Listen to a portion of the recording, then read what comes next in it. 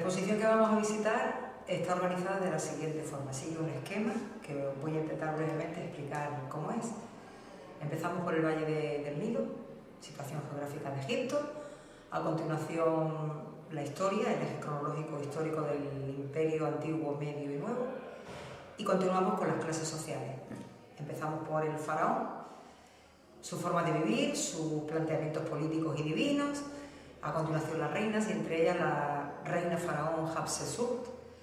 Continuamos con los nobles y las tumbas de los nobles, las más importantes, las más interesantes por su riqueza pictórica. Y en esta misma línea continuamos con la parte más importante quizás del mundo de los nobles y por supuesto del faraón, que es el culto a la muerte. En el culto a la muerte hemos reproducido una tumba importante con todas las pinturas que hay a su alrededor, con el libro de los muertos del escriba Ani y la reproducción de un sarcófago con la momia. Además de, dentro del ritual de la muerte, la momificación y el proceso de embalsamar al difunto. Una explicación exhaustiva de cómo se llevaba a cabo todo el proceso. Y un análisis de la palabra momia y de todo lo que se hacía con el polvo de momia y una serie de detalles más exhaustivos sobre la momia en sí. Terminando con la psicostasia, que es todo el proceso que hay después de la muerte y del pesado del alma y demás. A continuación, la economía, la vida cotidiana, las fiestas, el baile, la educación, para continuar con el proceso de lo que es el mundo de la religión y de los dioses. Seguimos con la medicina, la astronomía y a continuación los escribas y la escritura y la literatura.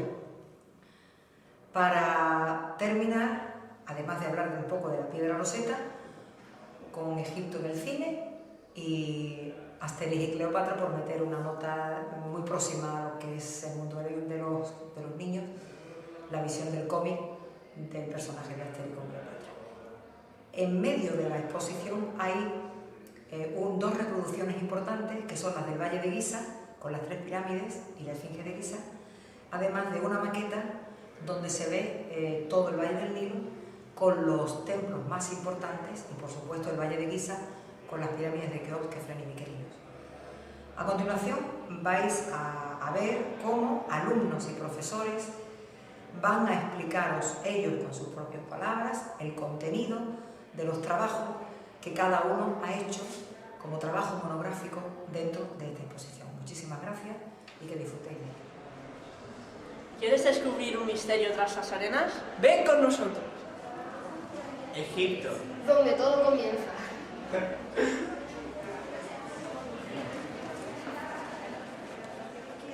Hay que leer de izquierda a derecha.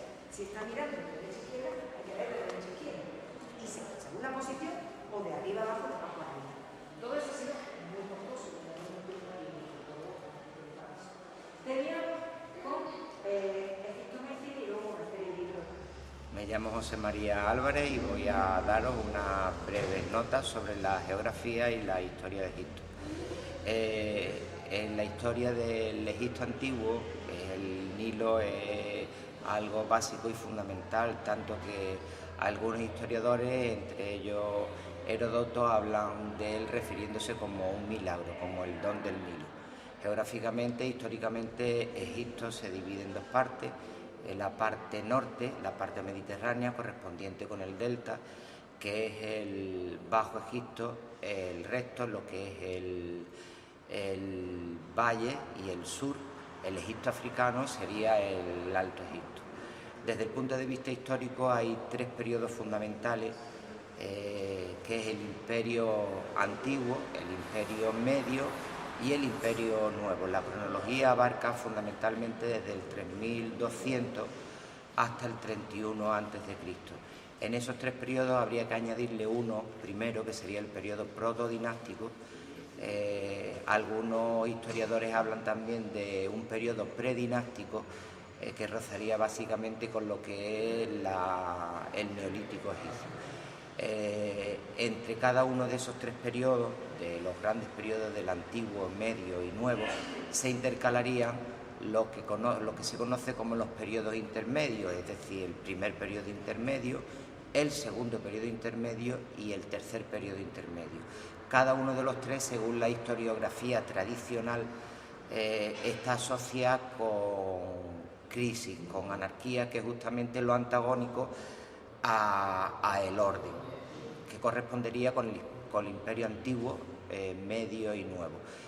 Finalmente, y después del tercer periodo intermedio, vendría el periodo helenístico, en el que el protagonista sería Alejandro Magno y su imperio, y la dinastía que tras su muerte se fundaría, que es la dinastía ptolemaica o dinastía lágida, cuya última reina correspondería a Cleopatra, que moriría y sería derrotada por Octavio Augusto en el año 31 a.C. en la batalla de Actium.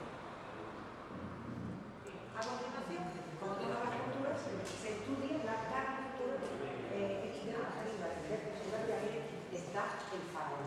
El faraón en este caso además está en el registro de la pirámide porque está vigilando a su pueblo. Hola, me llamo David Gómez, estoy en segundo de SOA y he estudiado Tutankamón porque me atrajo mucho su tumba y todos sus complejos. Fue un faraón muy joven en gobernar. Gobernó con 9 años y se murió con 19. Su padre es Akenatón. Su tumba la descubrió Howard Carter en 1922 y llama mucha atención porque se descubrió la tumba que cuando se descubrió estaba intacta. Así se pudo estudiar muy bien las tumbas. Bueno, espero que les haya gustado. Adiós.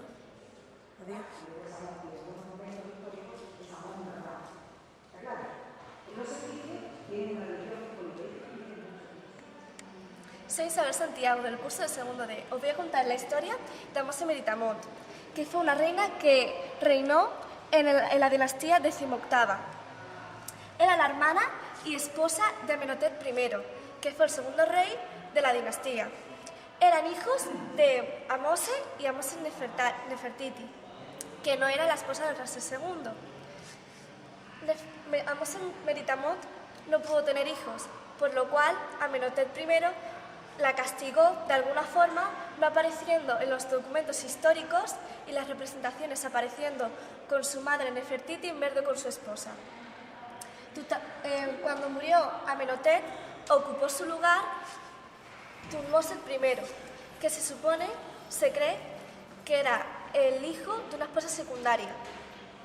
No se sabe cuándo murió Mose Meritamont, pero en el siglo XIX se encontró su sarcófago, que era uno de los más bellos, cerca de Tebas. También Giovanni Berzoni, en 1817, en Karnak, descubrió un fragmento de la estructura de Mose Meritamont, que actualmente se encuentra en el Museo Británico.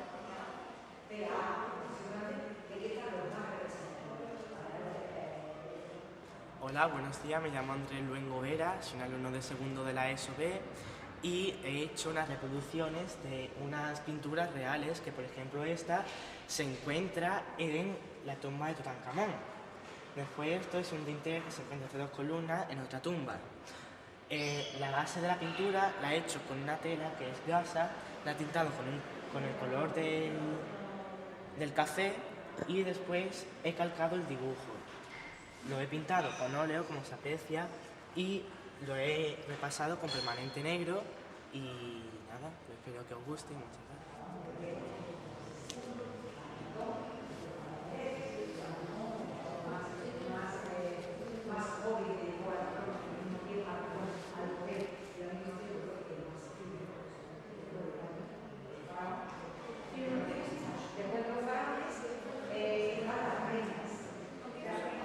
Soy David Romero Fernández, de segundo D, y voy a hablar sobre Ramsés II y la batalla de Cádiz.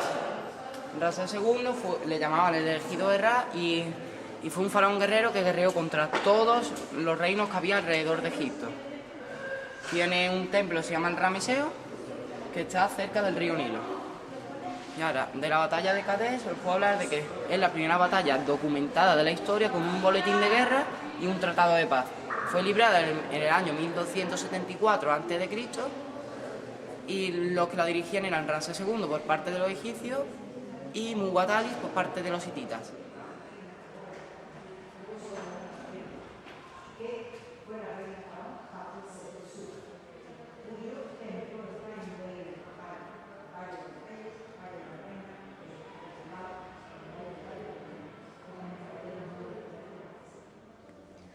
Hola, yo soy Solomon Toner, soy del segundo SOB y yo trabajé todo lo que es el complejo de Abu Simbel. Aquí. El complejo de Abu Simbel está compuesto por dos templos, uno el templo de Ramsés II y otro de su esposa, el templo de Nefertari, también conocido como el templo de Hathor. Ramsés II fue un faraón importante y un guerrero, y tiene templos por todo el Valle del Nilo, pero su templo más importante sería este. Y curiosamente, Ramsés II fue el único faraón quien dedicó a su esposa un templo. En 1964 tuvo lugar la reubicación del templo debido a la construcción de la presa de Asuán y el lago Nasser, y eso costó 36 millones de dólares y se trasladó el templo 200 metros a una altura de 200 metros más alto. Dentro del templo de Ramsés II hay un santuario donde hay 4 estatuas de dioses, y 2 días al año, uno en la coronación de Ramsés II y el otro su cumpleaños, penetran rayos solares dentro del santuario e iluminan las caras de 2 de las estatuas. Gracias, espero que os haya gustado y adiós.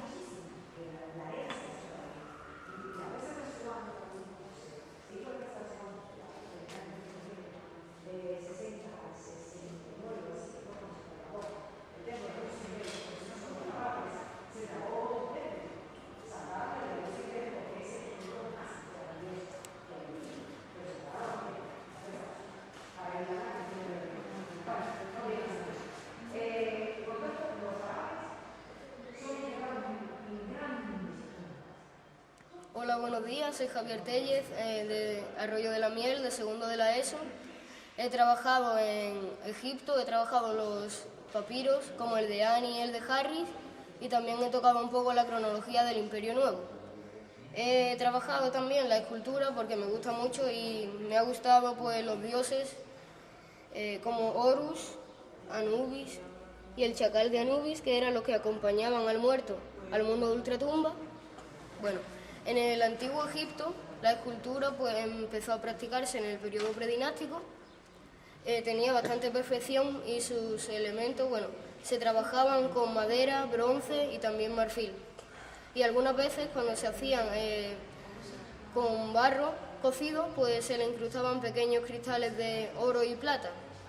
Las estatuas acompañaban a la momia dentro de su tumba para acompañarlas al mundo de ultratumba. Y esas estatuas, que eran de pequeño tamaño, eran erguidas con los muslos en las manos y también, bueno, tenían barba las que eran extranjeras y las que no eran extranjeras no tenían barba. Y bueno, eso es todo, espero que os haya gustado y gracias.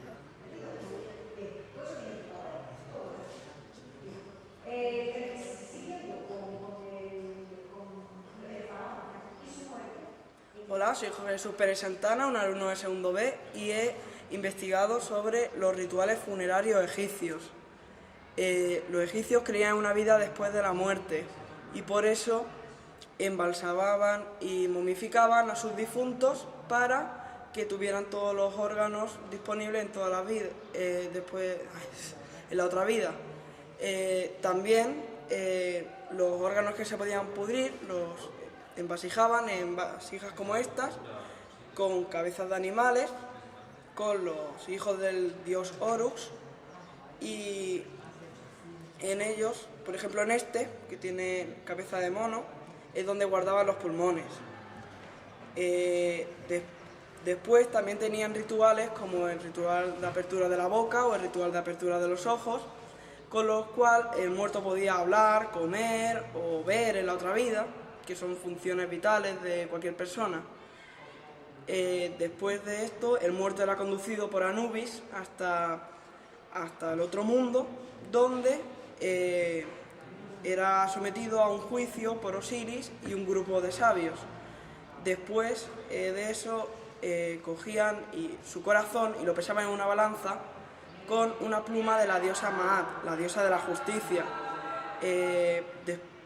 Si el corazón pesaba más que la pluma, es que había sido malo en su vida anterior. Pero si pesaba menos, es que era bueno, entonces sería conducido por el paraíso con Anubis para que no se perdiera.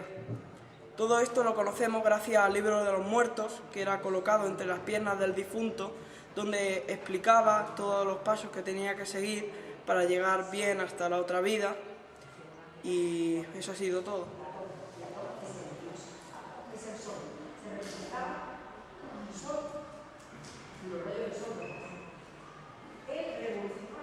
Hola, mi nombre es Elena Pons y soy la profesora de Tecnología.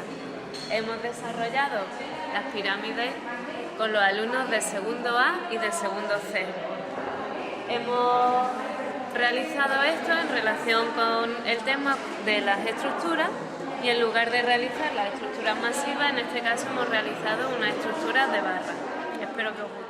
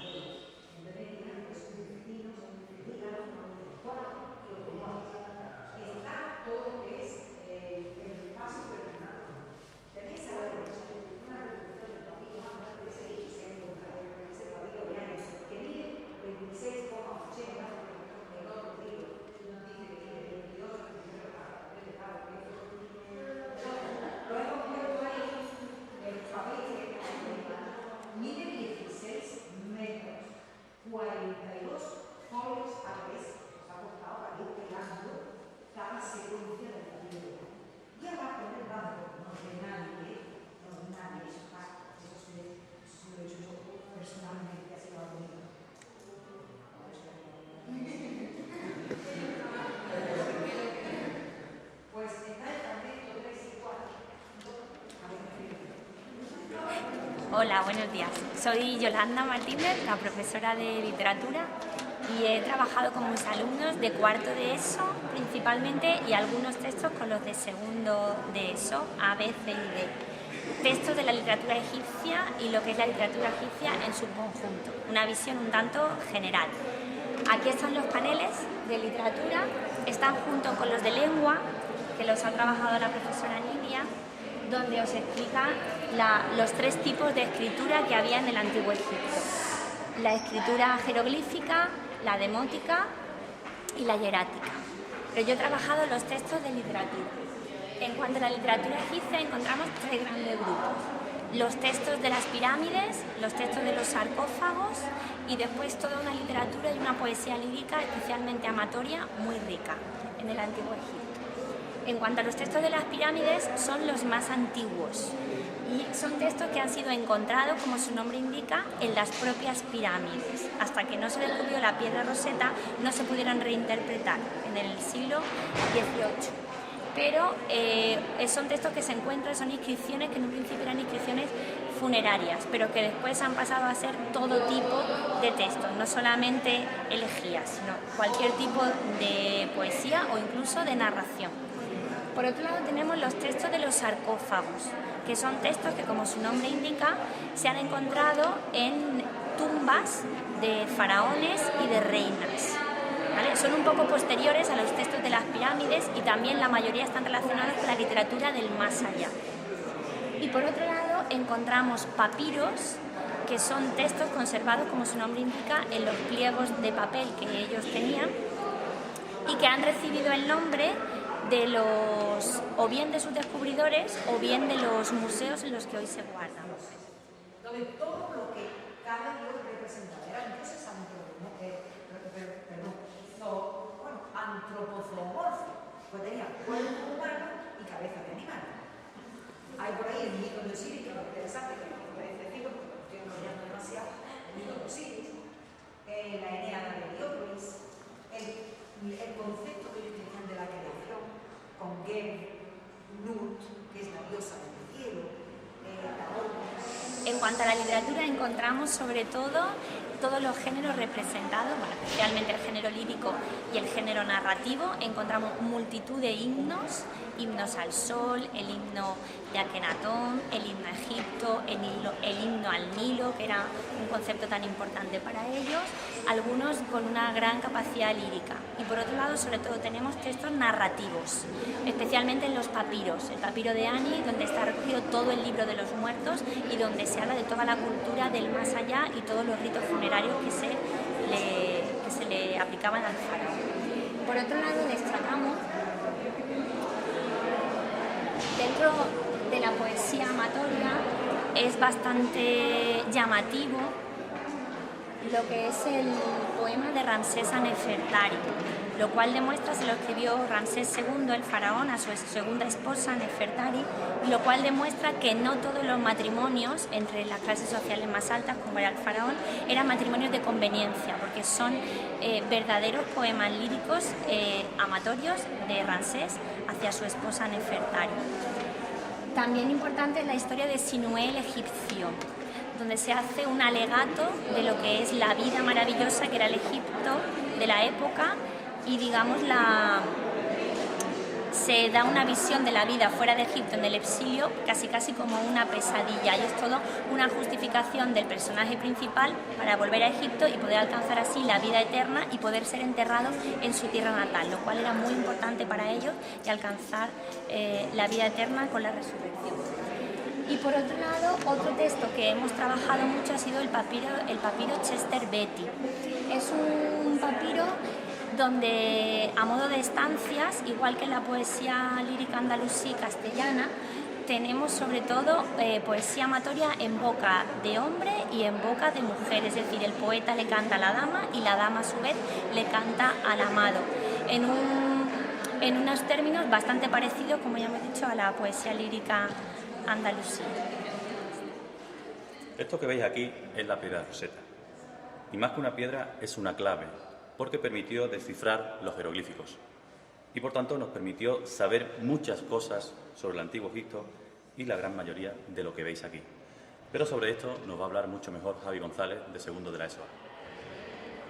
Hola, me llamo Javier González Robles, soy de segundo de la ESO del Instituto y Desarrollo de AMIL. Os voy a hablar de una parte muy pequeña de lo que es la exposición del Antiguo Egipto. Es la escritura. A lo largo de la civilización egipcia se desarrollaron tres tipos de escritura.